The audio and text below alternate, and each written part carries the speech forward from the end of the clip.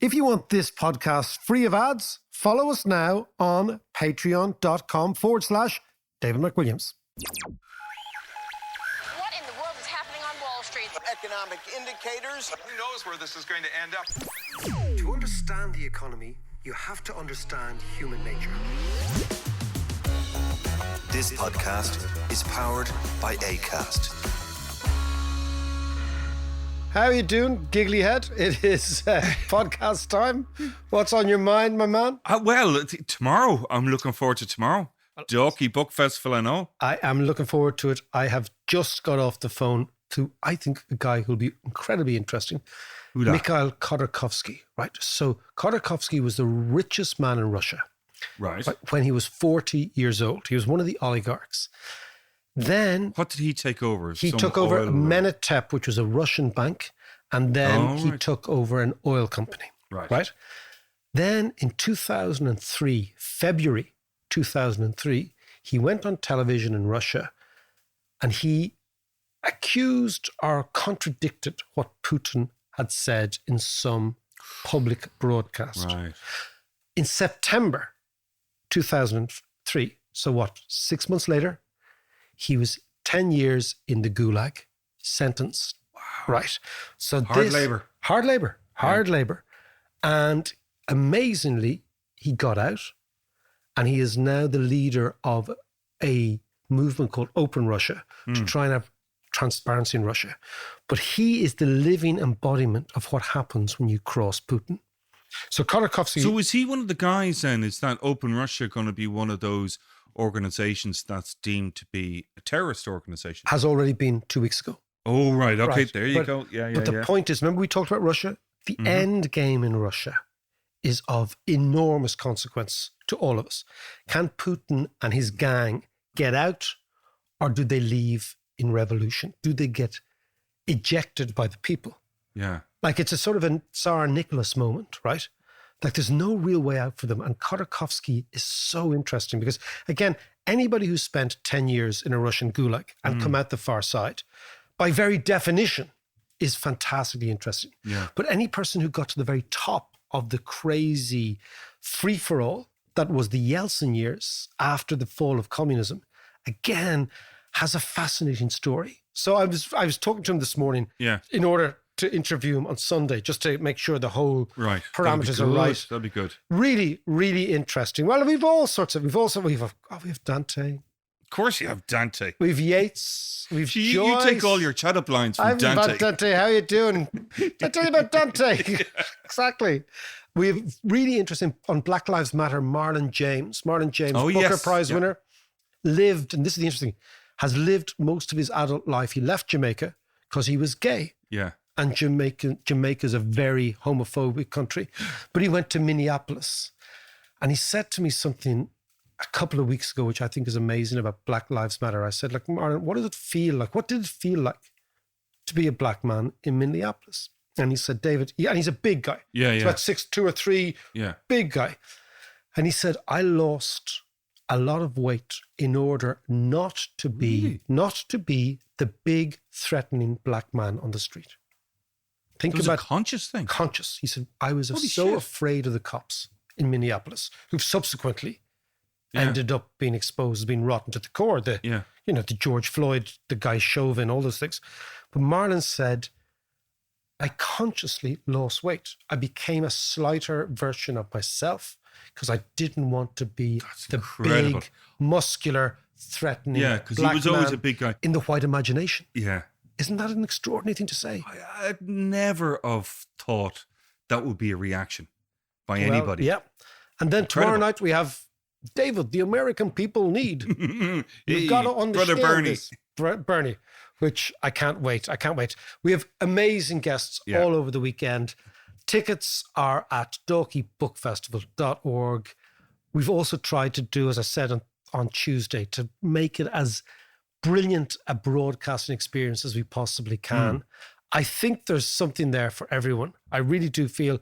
And then we're concluding with Matt Damon and his bag of cans from SuperValue. Yeah, exactly. Everybody wants to know what was in that bag. Definitely cans.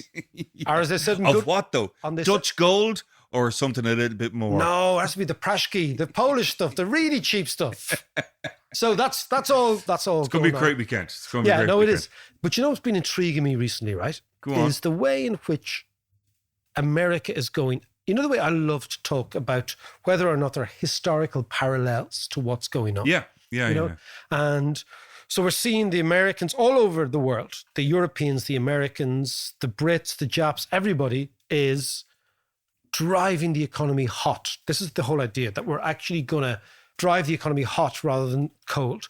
We're going to risk inflation. We're going to accelerate. We're going to put our foot down the pedal. We're going to spend money. I see that Joe Biden, even last week, got a commitment from the G7 to keep spending, right? Yes, yeah. So it's that idea of zero interest rates, keep spending, the idea of pushing the economy.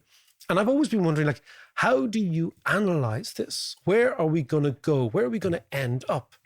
And then the question is there a period of history in some other countries that we can look to and say, okay, I now have a framework as to what happened there, and is that going to happen now? But is there? Because I mean, we're as we keep being told, we're in unprecedented times. You know, nothing like this has ever happened before. But so what is that framework? What is that? Well, as you and I know, that usually people who use the word unprecedented are very precedented. No, Right, it's true. okay, It's unprecedented. It's like, for example, the great one is the pandemic. It's unprecedented. No, it's not. There's pandemics all the time. Well, that's true. You know what I That's mean? true. Good you know, point. like an infectious disease. It's unprecedented. No, the clue's in the title. Infectious. Yeah. They happen all the time. So, but it's not that it's unprecedented, but it's unusual times. Right. So Okay. I was reading something the other day of a great American writer called Rob Armstrong in the FT, who was comparing what's happening in America now to what happened in Japan, John, before the Japanese classic asset price boom. A thing called, have you heard of it? Kamikaze Capitalism? No. So kamikaze capitalism is the description that's given to the Japanese boom throughout the 80s. Right. So had you gone into any airport in the late 80s, we clearly didn't because we used to get the mail boat, right? That's right. Yeah, Exactly, because it was before Ryanair, wasn't it? So you couldn't fly for it. But had you done that, you would have seen many, many bestsellers about how Japan is going to take over the world. Yeah. The rising sun, you know, the empire. These were the original Asian tigers. Exactly. Yeah. And there was a huge fear in America that Japan is going to take over the world. Japan has figured out everything. And within a couple of decades, the Japanese are going to run the world. All based on the fact that Japanese were buying up huge parts of the United States. Yeah. Right?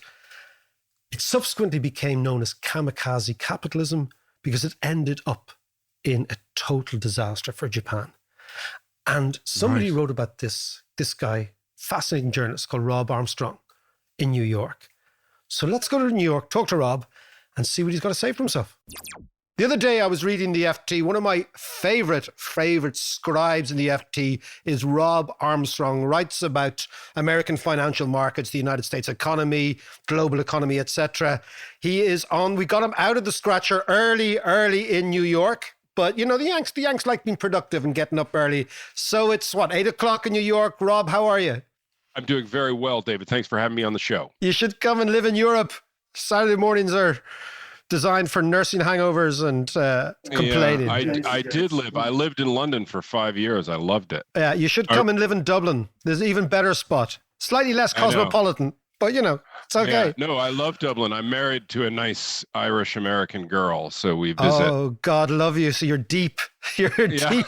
And as it happens, I'm wearing my Celtics, my Boston Celtics jersey. Fantastic. So you're married into the Irish-American, New York, Boston, Philly, which strand? Which variant, as we say? She actually grew up in New Jersey, so I guess it's the New York strand. She's an O'Sullivan. Her family's from the Barra Peninsula.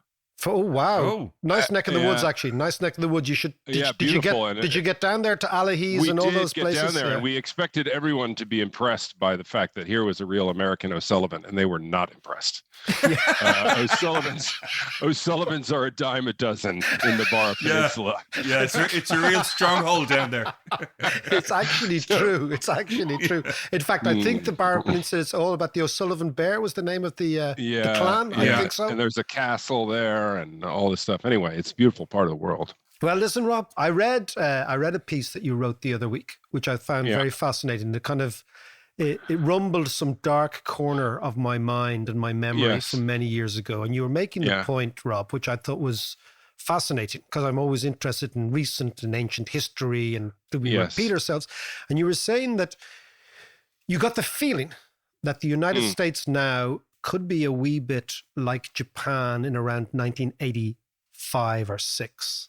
Yes. And the policy mix could lead Yes. us. So explain that to me and the listeners. 'Cause I found it fascinating because in this remote part of my brain, I'm remembering the it. 80s. It's very distant. It's very very distant for me as distant. well. So I guess the story begins with the Plaza Accords. Now I'm really going back. This is maybe 1985, and basically, corporate America went to Ronald Reagan and his aides and said, "Look, this strong dollar is killing us. We can't sell a car to save our lives. Something must be done." And so there's rumbling and grumbling, and there's at the Plaza Hotel, there's a big international conference, and they decide to weaken the dollar. And that's good for America, but it's very tough for Japan. Japan, even then, was a export-driven economy, and having a weaker dollar, which means a stronger yen, which means less exports for Japan, immediately drives Japan into a 2-year recession. And that's really tough. And Japan weakens its monetary policy as a result, both because there's a recession and because you weaken your monetary policy, you keep the yen from getting any stronger, or at least that's a theory. Yeah. But then 2 years later, they come out of this recession and things are really good. The companies are doing well. The currency is stable. It's still strong, but not too strong. GDP growth is coming back, and the country is kind of roaring along. And usually when the economy is roaring along, what you do is you tighten monetary policy. But that was not going to happen in Japan because they were terrified about strengthening the currency again. They'd just seen that movie and it was not fun. And then another thing happened, which is the 1987 crash. Black Tuesday crash. So that scares central bankers all over the world into keeping policy weak and interest rates low and all that and sort interest of rates low and everything. So interest rates low. In any case, so Japan is ripping along, but has soft monetary policy. Rates are very low. They're at like 2%, which would be high now, but was very low then. And the economy of Japan goes crazy, and particular assets in Japan go crazy. Stocks go through the roof. And property goes absolutely wild. There's this famous moment in the 80s in Japan where people figured out that the Imperial Palace in Tokyo, the real estate on which that stood, was worth more than all the real estate in the state of California combined. Wow.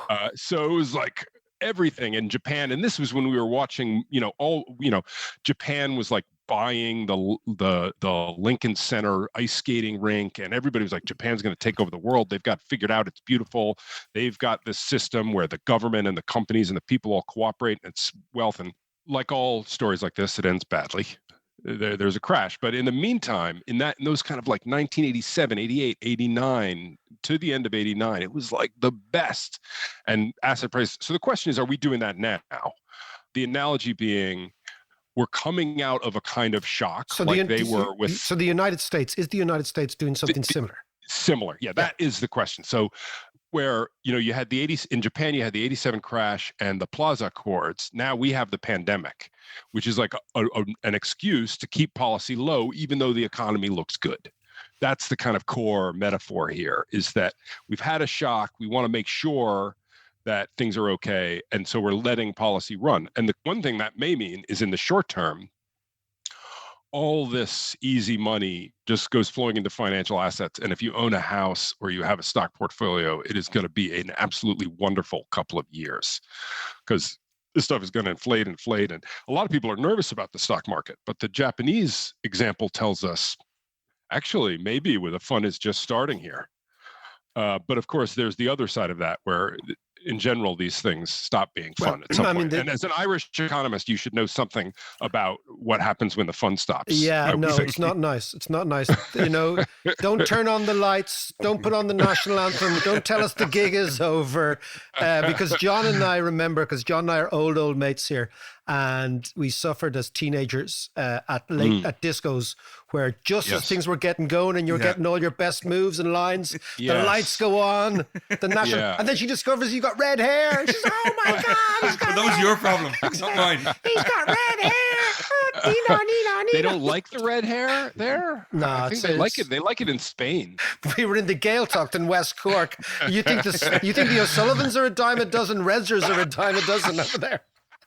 Anyway, but let's come back to Japan and the deep thing, because so Japan hits the buffers and hits it hard. One of the things I remember most vividly, well, I don't remember, I read subsequently about the Japanese stock market, that a great way of trying to figure out how overvalued assets were in Japan was the memberships to golf clubs, right? Yes, the price of memberships. And they used to issue a weekly or maybe monthly indices of and exactly the same shit happened here in the Celtic Tiger. And I actually used that, and I remember kind of insulting the entire readership of the Business Post, who were all golf club members, who had all. It wasn't the only time though either. Well, that's true, actually.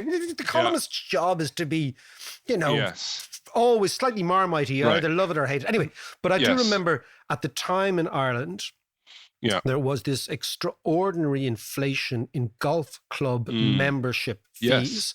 And then they had this lovely, so it was like preferred stock and ordinary stock. You had like the full member who didn't have to pay much, and then you had the shitty nouveau riche member who had to pay through the nose, right? So I all remember that. But what happened in Japan was traumatic in the extreme. And indeed, Japan, you could argue, has never recovered in a certain sense. Now, I originally wrote this, when I started writing this, I wrote this as an argument that actually the stock market has room to run, but we've mentally kind of skipped over that phase to what happens on the other side, which is fine. What happened in Japan when asset values collapsed on the other side, starting in late 89, I think it was, they haven't fully recovered since. Real estate has never recovered. The stock market may be close to where it was, 30 years ago, but close at best. Part of the effect was it sort of discredited monetary policy, so no one believed that it worked. And so they've had sort of been in a kind of deflationary semi-recession ever since. Yes. Where they can't get prices moving at all. And I mean, if you've ever been to Japan, you'll know that if we ever have a recession, we should have a recession like theirs. It feels very nice over there. But that said, they've really, between that and this and their demographics, they have had, a real sluggish. Well, you know what I do? I want to come back to the States. I want to come back to the States now, because I think it's typical economists, like let's forget the good times and let's go to the apocalypse and talk about that, right? Now, let's talk about the good times. But I mean, in Japan, if for listeners, there's a very interesting Japanese economist. I think he's half Japanese, called Richard Koo, who writes about balance sheet recessions. And he talks about what happens when countries go into this weird recession, the balance sheet recession, where in actual fact, it's all driven by asset price deflation, and why that can last for such a long time. And then he also argues why the state has got to spend to get the hell out of it, because people are in what our friend Keynes called a liquidity trap, where you've got too much debt and you don't want to take down anymore. Now, so just a little segue on the economic side. If you've hit the issue absolutely on the head here. So when you say to people, we are Japan in 1987, for better or worse, the first response you get back from readers, and I got a lot of readers came back and said, I was an analyst there in 87 and it was crazy, and the first response you get back is that Japan had a bank lending problem that we don't have in the United States now. So the banks went absolutely crazy. Asset values went up. The banks leveraged like crazy. They were lending, at the craziest asset values. And then the asset values collapse. And every bank in Japan is like a washed out zombie. It's got crap on its balance sheet that is worth a fraction of what it was originally marked at. They're not going to lend under those conditions. They're just like trying to survive. They're like faking it, trying to keep their creditors, the people who borrowed their money, alive by like pretending that things are different than they really are. And you're kind of stuck. So the hope for the United States now is that we have a situation that's similar to Japan, but that we don't have the same insanity in the banking system that they did then. Do you buy that? Well, Warren Buffett's, one of his million pithy phrases is that you don't know who is swimming naked until the tide goes out. Yes. So you don't know where the leverage is in the system until asset values fall, until it and starts to everything is disappear, and then there's no it leverage. starts to disappear, and there's no leverage. So, there is a lot of leverage on corporate balance sheets now. The banks are definitely less leveraged than banks even were 10 years ago, and certainly less leveraged than banks were. So it wouldn't be that the dangerous leverage would appear in the banks, I don't think. We won't have another bank crisis if asset values collapse. The question is, where else, in what dark closet of the system is the horrible leverage hanging out? And does anybody know, or is any? I don't know. But I was hoping you would tell me. Hopefully, if the overpricing of assets is concentrated in stocks, if it's really there, that helps, because stocks just reprice, and people are screwed, and then you start again. It doesn't have, when credit values go down, it is an anchor that is around your neck forever. Whereas equities just punch you in the face, you're knocked out, and then it's over, and you get up and go about your life. And just for a good example of this, the .com collapse, the bubble in 2001 or 2, I can't remember, was it 2001 or 2? It didn't really have any material impact on the economy, simply because it was an unleveraged punt by people who lost money. So people who were poor then got really rich, and then got really poor again. Were poor again. And there is an effect on the economy, right? There's wealth effects. Everybody feels so wonderfully rich when you have an equity bubble. Everybody's feeling that way now, right? If you have an equity portfolio, American, European, whatever, you have an equity portfolio, you're like, I'm rich. Yeah, and I'm a genius too. Not only am I rich, I'm smart. Exactly, which are two very dangerous and not always related things. Yeah, not always related. That's a case where correlation and causation are not the same thing, right? And so you do have a wealth effect after an equity collapse, which is everybody suddenly feels poor, and you will have a recession, but it doesn't have to be a Japan-style forever recession where you're doing bank workouts for the next 20 years. And tell me, Robin, you're looking at markets all day, and you're right extremely well. It's funny now that I'm chatting to you, I can actually see the sense of humor in the articles that the FT tried to bludgeon out of them, simply because you can't be giggling at this stuff, even though frankly you should giggle at this stuff. Yeah, it's inherently it's inherently funny, It's human folly. Humans are inherently funny. Yeah, of course. What other weird and I saw you writing about Bitcoin the other day. What other weird and wonderful things are you seeing that are emerging? Because again, what happens in effervescence, when interest rates are low, and when Joe Biden is spending more money than he's ever had before, and Bernie's pulling the levers at the budget, and it's all good stuff, right? But that creates a certain effervescence. Of course, you would have to talk. The funnest bit of effervescence right now is, of course, the so-called meme stocks, or what are they? The meme stock is a terrible company that a bunch of retail investors talks about on the internet and decides to make more expensive together. Okay. So they take GameStop was the original and the biggest. You may have heard about GameStop. Yeah, no, they did it with AMC. So you get together on a Reddit site and you say, let's drive up the price of so and so. And everybody, and it's great fun. And this, like AMC, which went up, I don't know what percent. What was AMC? AMC is an American theater, a highly indebted American cinema chain. No way. Yeah, you may. Does anybody go to the cinema? It's been a bad couple of years for cinemas. I don't know if you've heard about this. There's a pandemic. It's a thing called Netflix. Nobody goes to the cinema, right? So, and AMC went into the pandemic with a huge amount of debt. Like, it was teetering on restructuring before, and it goes into the pandemic, and it's like really bad, and they have all this debt, but for some reason, the kind of Redditors, the meme stockers pick it up, and it has gone insane. The stock chart, it's just gone wild.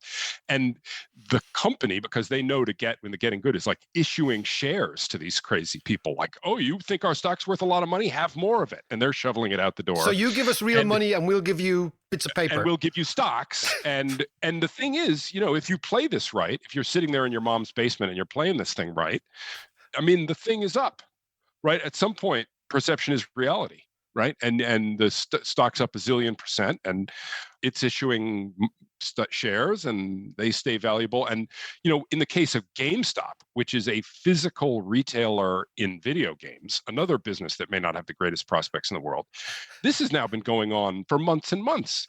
So smart people like me sit there and say, "Oh, now, boys." You can't. This is going to end badly. The music's going to stop, lads, and see how it goes then. And then they just are like, "Oh yeah, watch this."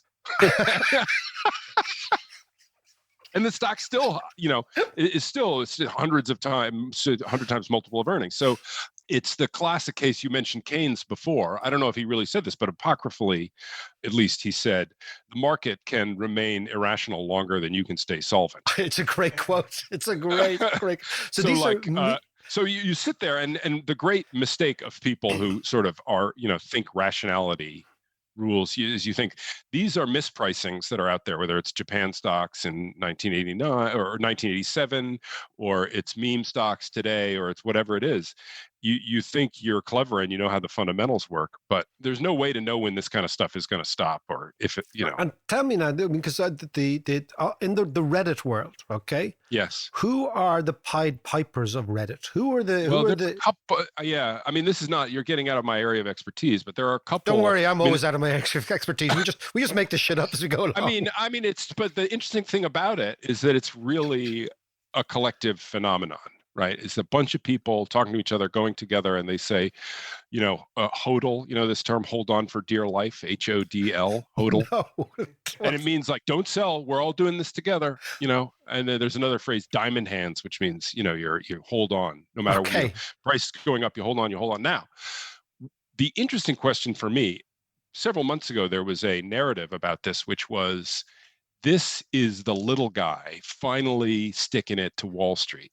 So like I remember that one during the GameStop things. Yeah, we're like shorting these stocks, and we're going to screw in. Wasn't there some hedge fund called like Citron Capital or something, or Melvin Capital? I remember that. I think, am I getting that wrong? It's almost Melvin. In any case, they were short and they got driven out of their position and so forth. The interesting question now, which I don't have an answer to, is the big money, the Wall Street money, are they wise to this phenomenon now? Right? Do they know how to play these wild swings in highly volatile stocks? And is it no longer a story of the little guy sticking it to Wall Street, but the smart money on Wall Street playing this volatility and playing the little guy in a very clever way, and playing the little guy? And it's going to be interesting to see over the next couple of years who ultimately holds the bag for asset prices that have been driven up very high, very far beyond what the fundamentals of the companies involved justify. Well, the way in which the story usually plays out, and this is the sort of slightly smug interpretation of the Wall Street guys as well, like I told you so.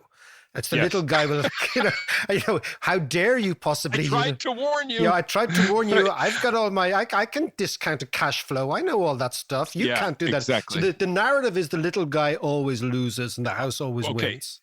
Now, here's what makes the story even more tricky, is sometimes the little guy just turns out to be right. So one hilarious example of this was Hertz went into bankruptcy. I don't know if you followed the story. A car rental Hertz, another kind of company that's had a rather hard time in the pandemic. Because nobody's renting cars. So they go into bankruptcy for whatever reason. And every smart person like me is like, in bankruptcy, shareholders get wiped out. The creditors get the money. We know how these sorts of things work. And we all think about it. And then the stock, while Hertz is in bankruptcy, the stock of Hertz starts to go up. And people are like, oh, it's these crazy young boys and girls again. Now, lads and lasses, let me tell you how bankruptcy works. This stock is going to be worth nothing. So we're all very smart, and we sit in our club chairs and say how smart we are. As it turns out, in the bankruptcy proceeding, the equity holders got a good settlement and the stock was worth something. And all the smart people like Rob Armstrong had to sit there and say, oh, actually, maybe we're not We're as not smart that as we clever thought. after all. Right? And like the crazy young retail investor was correct. I mean, the other, of course, classic example of this is people like you and me, maybe for a lot of years back in the 90s, were tut-tutting about Amazon.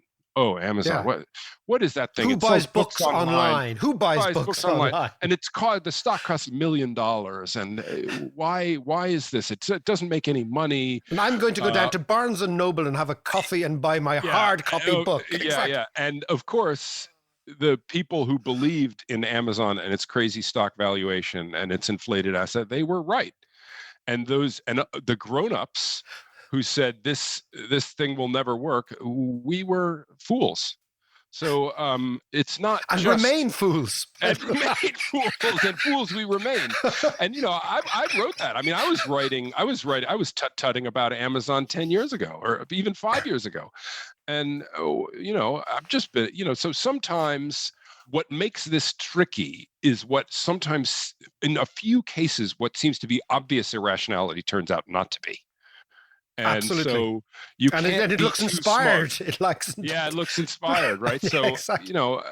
These confidently predicting what is an overvalued asset and what is not an overvalued asset is a way to look foolish. That said, I do think the Japan analogy is inspired, illuminating. Yeah. Inspired. So, Rob, before you go, so what you're saying is, if the Japan analogy is working and works, yes. okay, we've got the 1985, and most people in the world remember the summer of 1985 for Band-Aid and Live Aid. We remember for the Plaza Agreement, because we're kind of really sad, okay? Yeah, exactly. Okay, people say things like, "Did you remember seeing U2 at the Live Aid?" No, but I remember the Plaza Accords. I remember the communique. How to spot a nerd. Okay. Yes. But there's a good 5 years of fun between 85 and 90, and we could be into that. What I would emphasize is that a crisis, in both cases, a crisis allowed policymakers to contemplate a regime change, right? So you had the Plaza Accords, a recession in Japan, the 1987 stock market crash, and they said, let's try something different and let's be more aggressive. Similarly, in the case of the United States now, we had the pandemic. Therefore, the Federal Reserve can change its stance. The Treasury can spend a lot of money because we're in this special circumstance. And maybe it works and maybe it's scary. We will leave it there. Maybe it works. I was about to say, no price is too great for such wisdom. Maybe it's great, and maybe it's scary. Well, there's this great Bernanke. The line that always rings in my head is Bernanke when he was the Fed. He said, he got some question from some smart-ass reporter, and he said, we're learning by doing. And I was like, thanks, Ben. Rob, listen, talk to you soon. Yeah, David, it's been a pleasure. So, Mac, he's a hoot. He was brilliant. But I can imagine him down in Allihies with the big American head in him saying, "I'm in O'Sullivan." They're like, "Yeah, join the queue. Get to the back of the queue." Yeah, no, he was good. But are you telling me that you were looking at the Plaza Accord while the rest of the world was looking at Live Aid in 1985? It's so pathetic. Fucking Nerdsville. It's so pathetic. Even worse, I was in Toronto. Right? In the summer of 1985, I was in Toronto. Yes, I remember as an that. illegal, 17, 18-year-old. Like, we're so young. It's mad to think we were there. And I was completely fascinated with what was going on in the Plaza Accord. And I remember Live Aid, the whole thing, I remember it was very exciting. And they were beaming from Philadelphia and beaming from London. Yeah. Problem with the London gig was really early in the morning for us because we were in the States. Yeah. We were in there. And I was at Murphy all day long. You can imagine. Yeah, well, I was in Nerdistan over in Nerdistan, and I was much more interested in what was happening. You missed it, like the U2 singing Bad and Queen singing Radio Gaga, and Look, I wouldn't sing Radio Gaga to you. It's such a shit song. No. But it was what was going on. I know. The vibe of the day, John, the whole lot. You were with Murphy, who I'm going to meet actually next week up a mountain somewhere, right? I was just into all that stuff. I was into all this stuff, and I was intrigued at what was happening between West Germany, because it was West Germany at the time, the United States and Japan, and how they were figuring out all the economics. I know it's very sad. It's really Johnny, sad. no girlfriends here. It's like, what were you doing? They say, oh, I was watching David Bowie today. And I was like, oh, really? I was reading a communique, which I thought was really fascinating about the whole thing. Have I told you about the Plaza Court? Exactly. Look, let's just say I was in a niche market. Yeah, niche at the market, time. yeah. I was in a niche market. And you've since moved on to Dante. I know. I'm so ridiculously niche. It's pathetic. Okay. That's okay. That's why we love you, Mac. Go Swatty on. pants over here in the corner. But Rob was very good. He was I brilliant. enjoyed that. Yeah. And again, what's very interesting. Part of the gang now. Yeah, oh no, he's no idea. The poor man has no idea that he is going to be part of the gang. He's going to get emails late at night Yeah. say, hey, Rob, how's it going? But we'll have him over to the Talking Book Festival or Absolutely, Kilconomics or whatever. But it's fascinating to look at what's happening now and have a framework to try and analyze what could happen. So when your policy is what they call over easy, right? Yeah. Where you're actually, what he's saying is that there was a recession in Japan, then there was the crash of 87. This set the tone for a new policy. I kind of let's go and see what happens. Likewise, now the pandemic has done the same thing. We've changed and we said, let's have this new policy. And he's just saying that, it could end in tears. It could easily end in tears. And looking at Japan is actually, I think, very prescient. They call it kamikaze capitalism.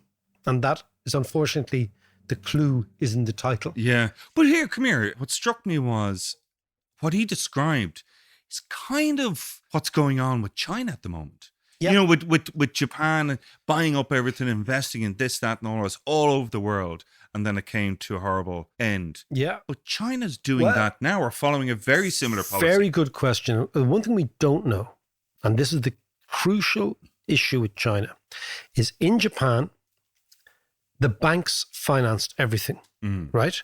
So when the Japanese crisis hit, Japanese banks went bust. Exactly the same thing that happened here. Yeah. Exactly the same thing that happened in the United States in 2008. What we don't know, because there's no transparency, as they say in corporate terms, I have no visibility, right? Which means you don't know what's happening deep within the Chinese banking system. Yeah. Right? But Because it's backstopped anyway by... the Chinese government. Yeah. Right? But again, we don't know to what extent all these Chinese investments are being backstopped by the government, feeding back into the government. But I think you're absolutely right. And I think we should leave it there, that Japan is a very, very good example of what could happen. But you're absolutely right that what's more interesting are the parallels between Japan in the late 1980s and China in the mid 2020s. So let's see how it plays out. To all you Patreons out there, thank you so much for supporting us. We couldn't do this without your support. It means a huge amount to us. Also, all your feedback, your suggestions, your comments, our comments to you, our replies to you, really is the essence of the whole thing. So again, thank you very much. And for all of you who might want to support us, check us out, patreon.com/David Mike Williams.